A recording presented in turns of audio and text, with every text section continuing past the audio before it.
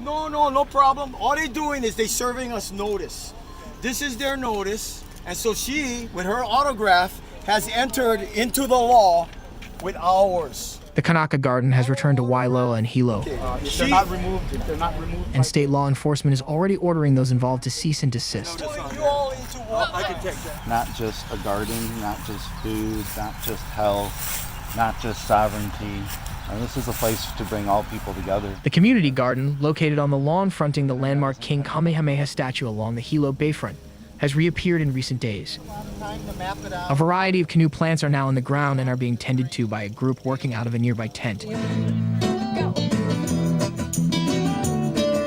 The Kanaka Garden first made headlines in 2013. Back then, kalo was planted in a smaller area near the statue. The actions were in defiance of state rules. This is the Kanaka Garden, and Kanaka not necessarily meaning cocoa blood, but Kanaka in Hawaiian is actually true human being.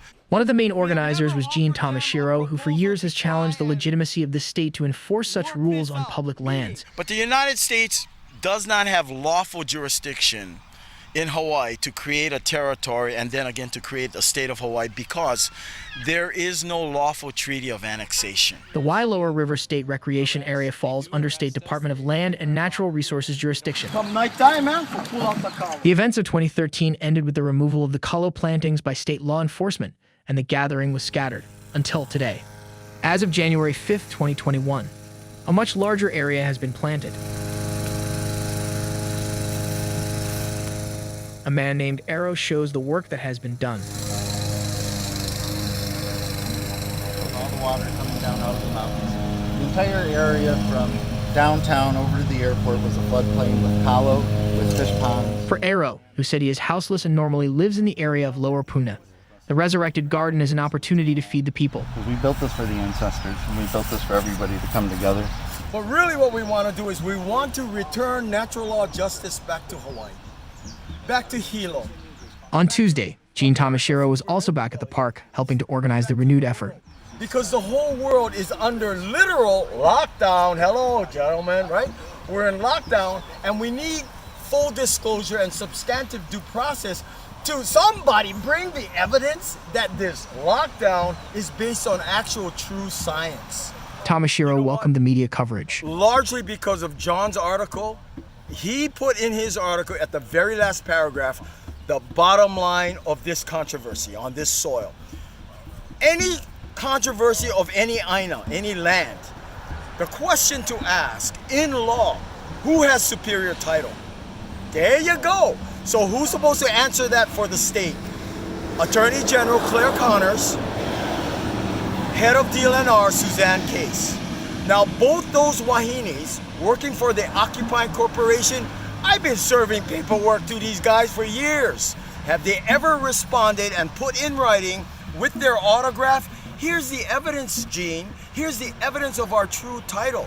All they do, if they do anything, just like the judges, is they say, this was already adjudicated by the Supreme Court. Okay, so where is the evidence that anybody adjudicates anything? As Tamashiro spoke to the media, officers with the State Division of Conservation and Resources Enforcement arrived on the scene. And then Gene Tamashiro is the guy. This footage was recorded by the DLNR and released to the public later that day.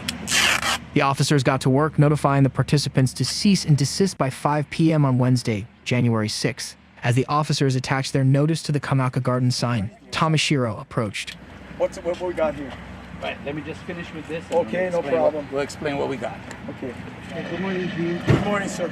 And so we're here today to serve you with a notice of cease and desist and to remove all the property that you guys put up. Okay. So this notice is for you. Okay, and you got my notice? You gave us I'm a gonna give notice. you one. You give me one, I give you one. Sure, I'll take that. Okay, from you. there you go. Thank you very much. Okay, so we are now engaged in the law. Okay, so let me just finish real quick. So, Yes, sir. so this notice to cease and desist. And, Okay, that's a claim. Yeah, I'm glad she wrote. Did she sign it? Boom. Okay, good. So you have until 5 o'clock tomorrow afternoon to remove your items. Okay. If they're not removed by then, they'll be treated as abandoned. Okay. And then we'll come in and remove them. Thank you. Okay. So let me explain how. No, I'm not ready to say goodbye yet. No, go yet. Gentlemen, You gotta honor your oath. Don't just walk away, because I have evidence. If Suzanne don't prove, if she does not prove that she has superior title, okay, then war crimes continue, and don't be a part of that. This is their notice, and so she, with her autograph, has entered into the law with ours. Our autograph, our signatures, all in the public record. So if these guys obey her and they don't make sure she brings forward facts and evidence to prove this Aina is not Crown land, if she can bring evidence that this Aina belongs to the state of Hawaii, we will all go home. No, thank you though. I appreciate it. Change your mind. Bananas. In a later news release, state officials said the recreation area and all other state parks belong to all of Hawaii for the enjoyment by residents and visitors.